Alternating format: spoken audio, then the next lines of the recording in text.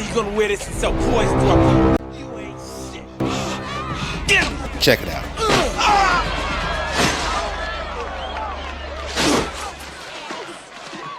That teacher you killed, that was my mother! I wanna shoot you so bad. My dick's hard. Check it out. New Jack City is a microcosmic retrospective of the proliferation of crack in urban America. About how police resources was overwhelmed and underpowered during the inception of the war on drugs. Simultaneously, New Jack City is basically asking, what if Tony Montana was black? Check it out. The setting for any good movie dictates the tone. The setting for New Jack City is 1986 New York, after the introduction of crack. As the film opens, it's established Nino don't play about his money or his product. Then we see a stark message from Corinthians 6:9, warning about false idols and the wicked. From the dealer to the user to the system of government that allows it, wicked is wicked, yo. What's it about?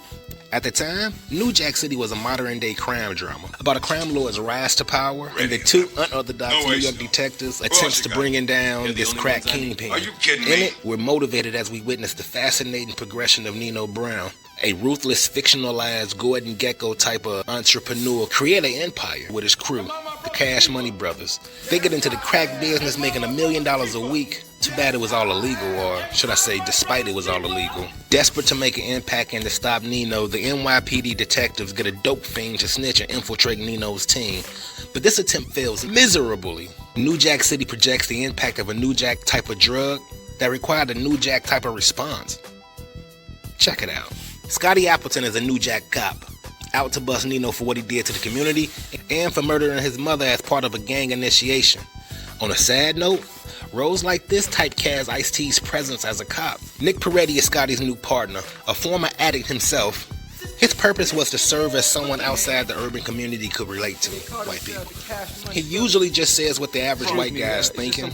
Without him, nothing changes. And while you got me talking, Nick Peretti is basically John Bender from The Breakfast Club, just as a cop.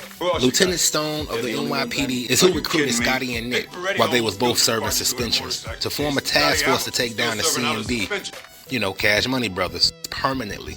Pookie, probably the most iconic crackhead ever in the movies, was a police informant, aka snitch. He was motivated to bring down Nino for exploiting him as a courier. This is probably the best acting we ever got from Chris Rock. Nino Brown is a ruthless drug dealer. When introduced to the new wave of the future, crack, a derivative of cocaine, seeing its potential, he established himself as HNIC, eliminating all his rivals and taking over a whole apartment complex. Helping him run his organization was Kareem, the light-skinned brother from the bank. That's who ran the books, the ledgers, and the computers. He was responsible for monitoring the logistics of Nino's drug operation. The Dutta Man and Keisha were in charge of security. The Dutta Man was Nino's personal security. Keisha was his hitter, or hit woman, I guess. Rock baby. G-Money is Nino's blood brother and second in command. He was in charge of day-to-day operations, and he had the connections on the plug. At the end of the day, they all reported back to Nino, freeing him up to think about expanding, just like a businessman, always thinking about growth. What do I see? I see this film as a warning about how pride comes before a fall. Even though Nino technically won, maybe falling to the bottom of a spiral staircase was an analogy of his downward spiraling demise. One of Nino's first lines in the movie is "Money talks," and you know the rest.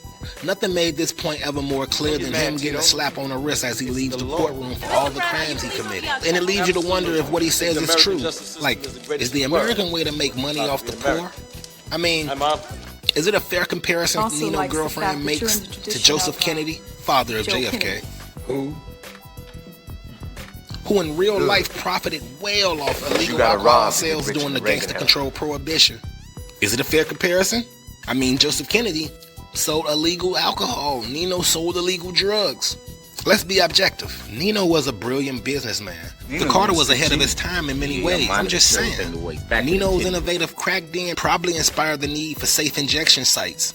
They got them in Canada and the Netherlands. Overseas, the Carter would have been considered a health facility, where they provide sterile injection equipment, information about drugs and basic health care to drug addicts. Low-key in the States, I think these places are called clandestine injection sites, which in theory reduces the public burden for overdosing.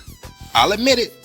The manner in which Nino acquisitions the Carter was an exaggerated hostile takeover. Regardless, capitalists like Nino justify themselves with the philosophy of, why should the rich only profit off the poor and disenfranchised? It's too bad Nino Brown wanted to live like Scarface, allowing pride to convert him from being his brother's keeper to wanting the world just for itself. Coke could do it. You're absolutely Check it right. out. Lessons from the film. Be careful of idolatry or false idols. Don't be like the kids with the reverend wanting to be like Nino or G Money just because they fly and powerful. Lesson. Be your brother's keeper. Treat every man like you would yourself. Lesson. Honor the code that you live by. Remember, it's principalities. Hashtag Big Worm. So what? But live by the guidelines that you set for yourself, and remember, you set these guidelines and principles for a reason. Lesson. Pride comes before a fall. Be careful with your cockiness. What'd you say? No. That's what I thought you said. Because that's what I got right now. Lesson. Stay off them hard drugs. Stay off them hard drugs. Peep the code of conduct the Cash Money brothers had. The brothers don't get high. At least off nothing hard. Lesson. Streets are always watching. Check your P's and Q's because sometimes your P's look like Q's and sometimes your Q's look like P's and you never know who's who. Stay on point. Lesson. It's always business. It's never personal. When you see it, to say Nino Brown was a bad man would be an understatement. His ego became evil by poisoning his people for profit and calling it business. Sure, Nino built a black enterprise, but on the wrong side of the law. Nino's customer base was the impoverished, deprived, pre-gentrified, black and poor people of Harlem. Coupe that with governmental apathy, and you have an incubator for the breeding grounds of false idols. They say in the absence of God, idols appear. Just saying. Conclusion. This movie is a classic for a lot of reasons.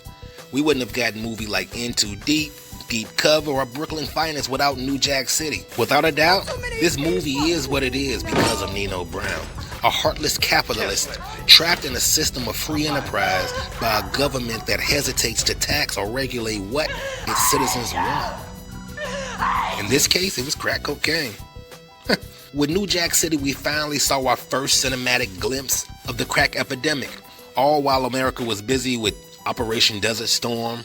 Places like Harlem at the time had drug dealers that were prominent community members. Some would say role models, part poison pushers, of course, and I think that's where the sympathy for Nino comes from. Between the government and Nino, he's the lesser of two evils. That is, if the government looks the other way on these issues. Consider what Nino says in the courtroom. They don't manufacture Uzis in the hood. Ain't no poppy fields in the ghetto. We don't bring these drugs here. So what outcome was expected from their ingredients? I wonder though, would the audacious hypocrisy for Nino have been there if his name was Nicholas from Mount Vernon? Maybe Nino Brown is beloved because he enterprised the drug market that was meant to kill him. Or maybe perhaps because he represented power and wanted blacks to control Harlem, much like Nicky Barnes, which is who the character evolved from. Part of Nino's character is leftovers from Godfather 3. In it, Nicky Barnes was supposed to play a role. Due to rewrites, he never made it into the film. Check it out. At the end of the day, all the good any gangster ever does for their community will be offset by the harm they cause. You just don't exploit the hood then offer goodwill. It don't work like that. With this being Mario Van Peebles' directorial debut, we should remember his quote about the film. New Jack City is a dangerous movie to make because it depicts all the violence of that kind of lifestyle. But for kids who don't have a way out, live fast, die young is like a motto. For people with no opportunity, gangsters become role models. That's what's dangerous. That's why a movie like New Jack City is a double-edged sword. But in any case, whoever inspires you, whatever motivates you, I hope you choose wisely. I'm Fox, this is Check It Out. Facts. The title for this film comes from Barry Michael Cooper's 1987 Village Voice article, Kids Killing Kids, A New Jack City Eats Its Young. The role of Nino Brown was specifically for Wesley Snipes. It was offered to him after the director saw him in the Bad video with Michael Jackson. We got that episode of Martin acting like Nino Brown because he was originally cast as Pookie. But shortly before production began, Martin's mentor, and fellow comedian Robin Harris passed away. He didn't take it well. Don't you all speak at once?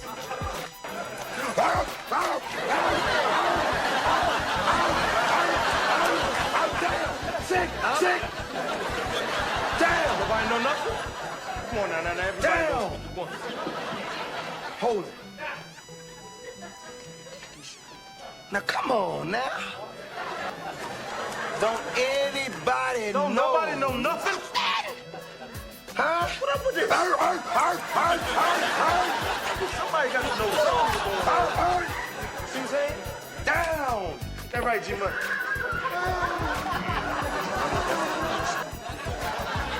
Now I have news about my CD player. Sit down! Go $5 ass down. Sit down! Go sit your $5 ass down before I make change.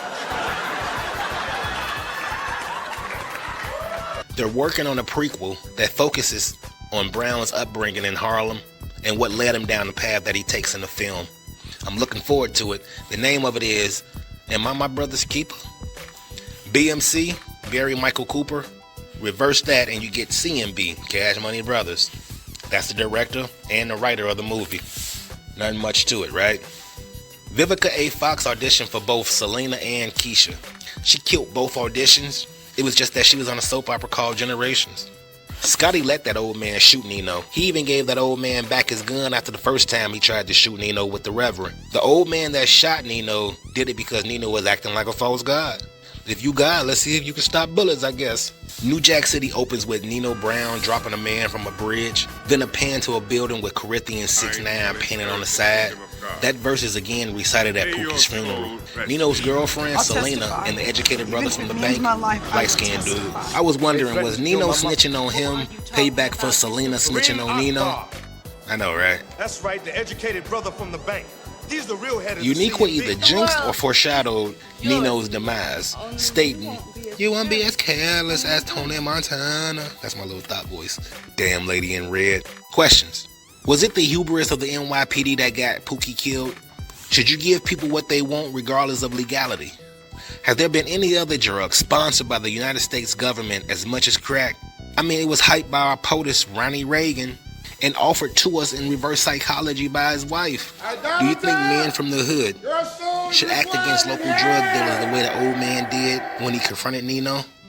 Please answer that and leave that comment below. What if they would have made Bad Boys 3, better yet, Bad Boys 4, about taking down somebody like Nino Brown? How would that have worked? Please tell me what y'all think about that below. Anyway, I'm Fox. This is Check It Out. You know what I'm going to ask you to do. Like, share, subscribe so the big homie can survive, man. Man, share this video with somebody, man. Tell a friend to tell a friend about this, man. We growing on this hood shit, man. I think you go like 3-4 times before they hit you and shit. So I think that's the third time. I'll let y'all, man. Y'all be cool, man. Take care of yourself. I'm Fox. And I'm out. Subscribe to the damn channel, man. Fuck you waiting on.